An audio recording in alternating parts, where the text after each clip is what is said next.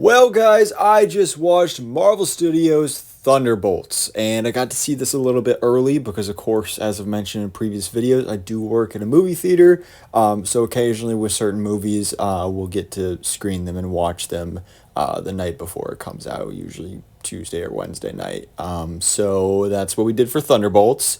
And so, yeah, this here is going to be my non spoiler review for the film. So, no spoilers here if you haven't seen it yet, which just came out today, so you most likely haven't yet, then you're all good. Yeah, so Thunderbolts. I will say, obviously, much better than Captain America Brave New World.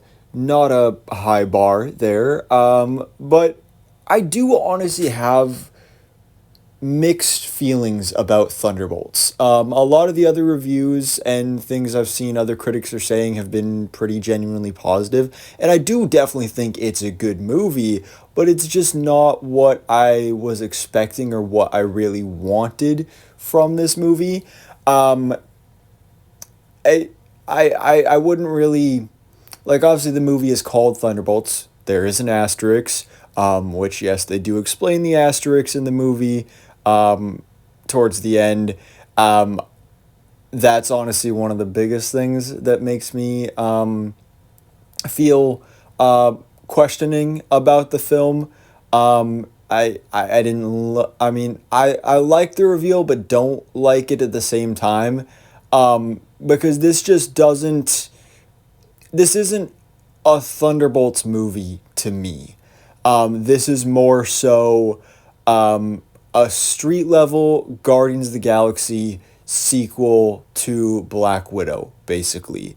Obviously, three of our main characters, or three of these Thunderbolt team members, are from the Black Widow movie, which that film not hugely well received. Like, it was an all right film.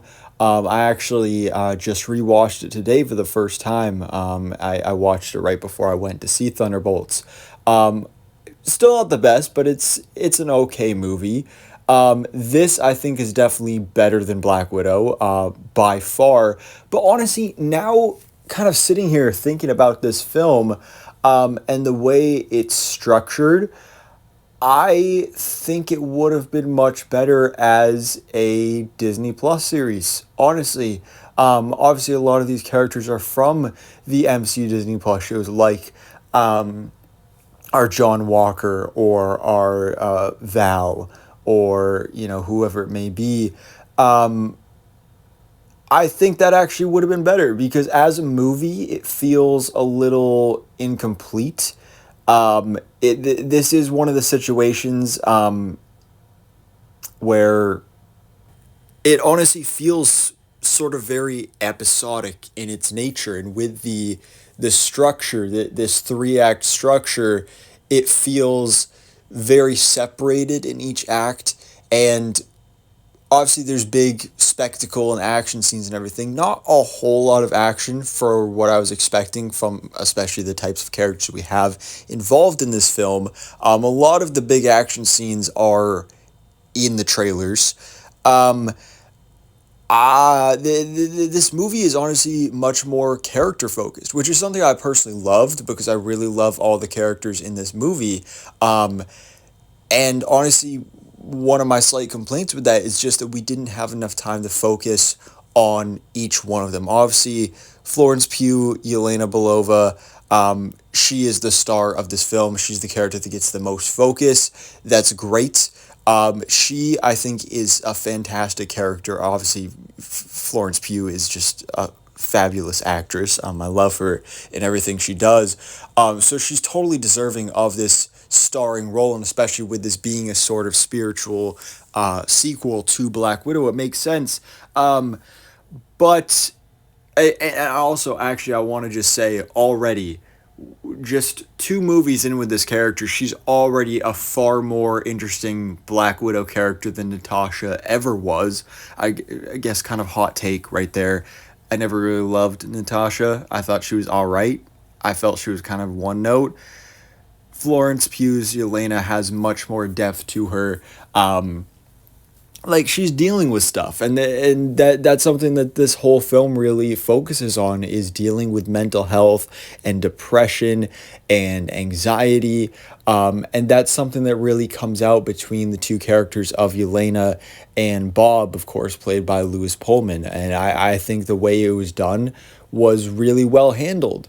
Again, just as I mentioned previously, it sucks that some of these other great characters like Ghost and like U.S. Agent and Red Guardian and Bucky, they have some great moments for sure. Obviously, Red Guardian has some hilarious moments. He's the comedic heart of this team.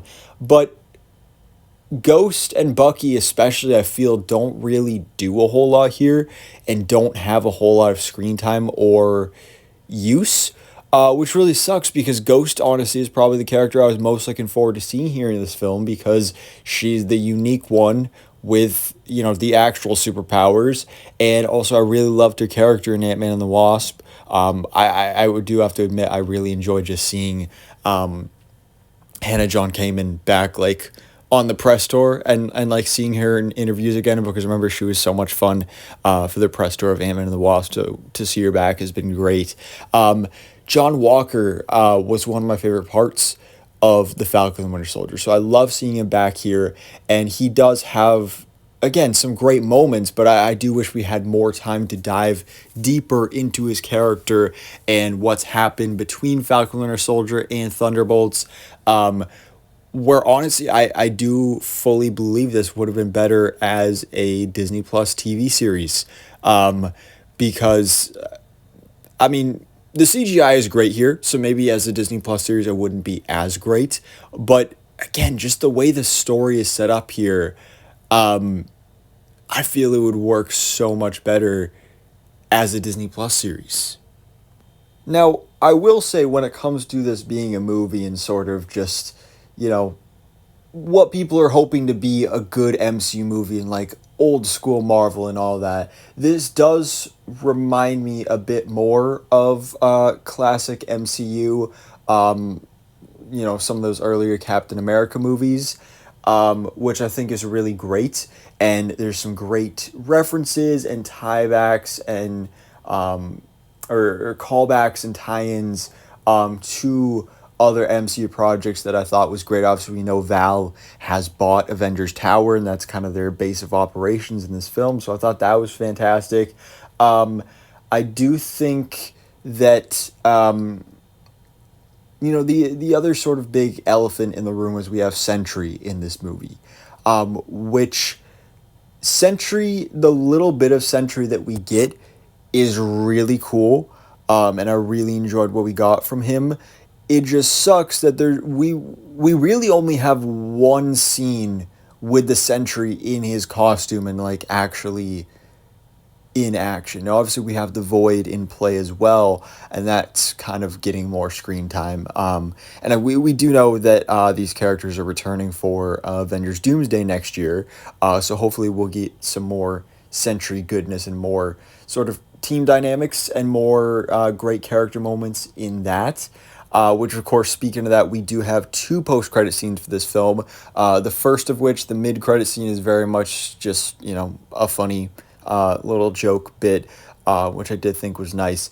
But then we have our end credit scene, which is apparently the longest post-credit scene in the MCU to date. It's almost 3 minutes long. And it definitely sets up some big stuff going into Avengers Doomsday.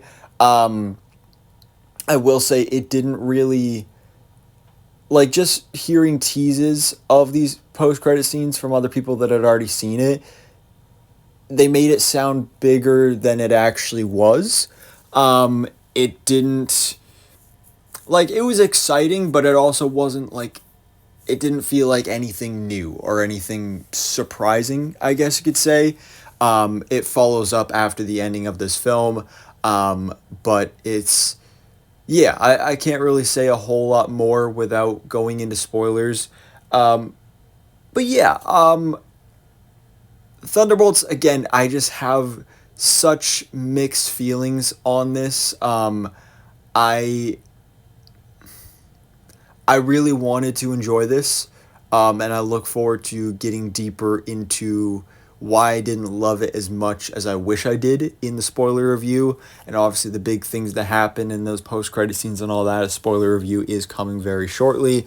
But as for this non-spoiler review, again, it was a good movie and like good character wise and like dealing with mental health and all that. I thought that was great. But as a movie and a kickoff to the summer movie season and a big screen action spectacle, it was a little lacking. I do have to be honest.